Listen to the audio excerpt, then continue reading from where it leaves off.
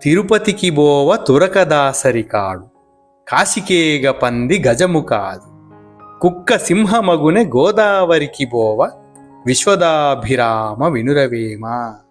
తిరుపతికి పోయినంత మాత్రాన నీచుడు ఉత్తముడవుతాడా?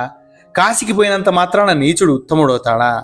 గోదావరిలో స్నానం చేసినంత మాత్రాన నీచుడు ఉత్తముడవుతాడా అని వేమన గారు ఈ పద్యంలో మనల్ని సూటిగా ప్రశ్నిస్తున్నారు.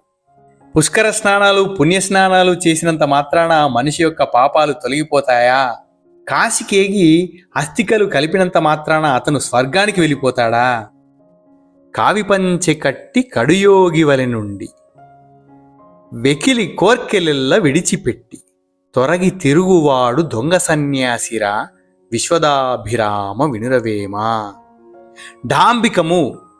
డాంబికమైనటువంటి యోగి వేషం వేసి పట్టు పీతాంబరాలు కట్టుకొని వాడికి కోర్కెలేమీ లేనట్లు నటించినంత మాత్రాన అతనికి కోర్కెలు లేనట్లా? అలాంటి వారు నిజంగా యోగి పుంగవులు అవుతారా? నిజమైన సన్యాసి అవుతారా? కారు కదా.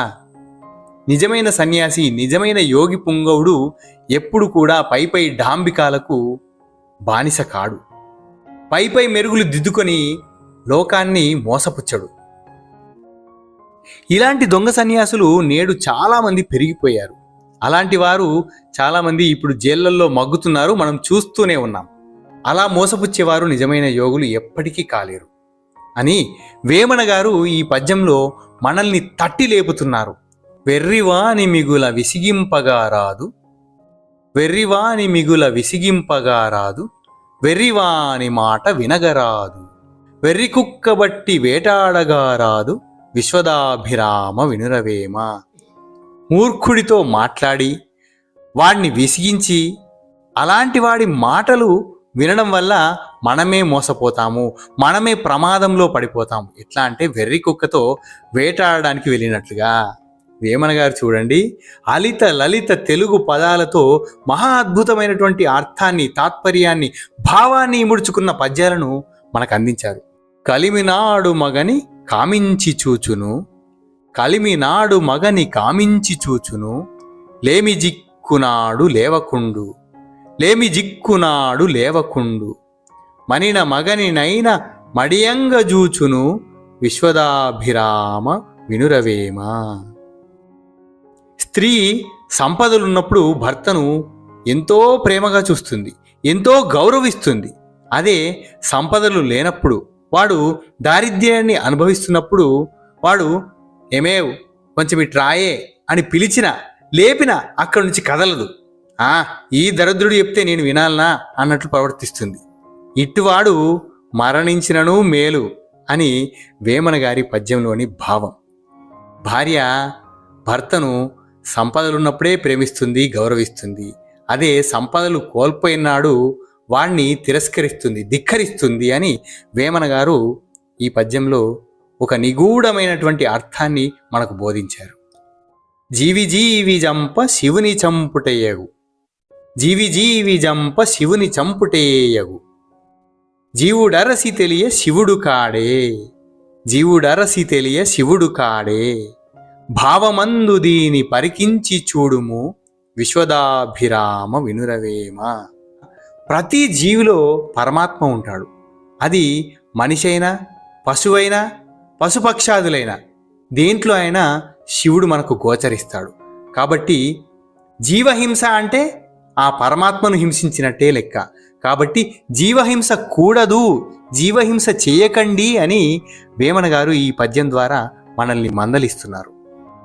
నీళ్ళ మునుగువాడు నిర్మలాత్ముడు కాడు, నీళ్ళ మునుగువాడు నిర్మలాత్ముడు కాడు, పూర్ణమైన ముక్తి పొందలేడు, పూర్ణమైన ముక్తి పొందలేడు, నీరు కోడి ఎప్పుడు నీళ్లను మున్గదా, నీరు కోడి ఎప్పుడు నీళ్లను మున్గదా, విశ్వదాభిరామ వినురవేమ. నదీ స్నానం చేసినంత మాత్రం చేతనే ముక్తి రాదు. అలా తలిచేవాడు, అట్టివాడు నీరు కోడి లాంటివాడు. నీరు కోడి అంటే మనము చెరువు కొంగలు అంటాం కదా. చెరువులో ఉన్నటువంటి కొంగ ఎప్పుడు నీళ్లలోనే ఉంటుంది, నీళ్లలో మునుగుతూ లేస్తూ ఉంటుంది. మునిగి లేచినంత మాత్రాన నీరు కోడికి ముక్తి లభిస్తుందా అది ఎప్పుడు నీళ్ళలోనే ఉండి స్నానం చేస్తుంది కదా. మరి అలాంటిది మనము నదీ స్నానం చేసినంత మాత్రాన ముక్తి రాదు కదా అంటారు వేమన గారు ఈ పద్యంలో. ఈ పద్యం ద్వారా మూఢాచారాలను, నదీ స్నానాలు లాంటి మూఢాచారాలను వ్యతిరేకిస్తూ వేమన గారు మనల్ని తట్టి లేపుతున్నారు. గొర్రెలు 10,000 కూడియుండిన చోట, గొర్రెలు 10,000 కూడియుండిన చోట తల్లి నెరిగి వచ్చు దాని కొదమ, తల్లి నెరిగి వచ్చు దాని కొదమ, పరమయోగి నెరింగి భక్తుండు వచ్చురా, పరమయోగి నెరింగి భక్తుండు వచ్చురా, విశ్వదాభిరామ వినురవేమ. గొర్రెల మంద ఉందనుకోండి, ఆ మందలో ఒక గొర్రె పిల్ల తప్పిపోయింది. 10,000 గొర్రెలున్నా కానీ గొర్రెపిల్ల తన తల్లిని గుర్తించి దాని వద్దకే వస్తుంది. తన తల్లిని కాకుండా వేరే గొర్రె దగ్గరికి వెళ్ళదు. అట్లాగే నిజమైన భక్తుడు కూడా పరమయోగిని గుర్తించి అతని వద్దకు వస్తాడు. అట్లా నిజమైన యోగిని గుర్తించేటటువంటి శక్తి నిజమైన భక్తునికి కలుగుతుంది అంటాడు వేమన గారు ఈ పద్యం ద్వారా. వాడ కురికి తిట్టు వలదన్న మొరపెట్టు, వాడ కురికి తిట్టు వలదన్న మొరపెట్టు, ముందు మగని దిట్టు ముసుగు పెట్టు, ముందు మగని దిట్టు ముసుగు పెట్టు, గడుసురాలు మగని గంపతో నమ్మురా, విశ్వదాభిరామ వినురవేమ. గడుసైన గడసరి గయ్యాలి పెళ్ళము వాడకట్టు వాళ్ళందరితోటి గొడవలు పెట్టుకుంటుంది.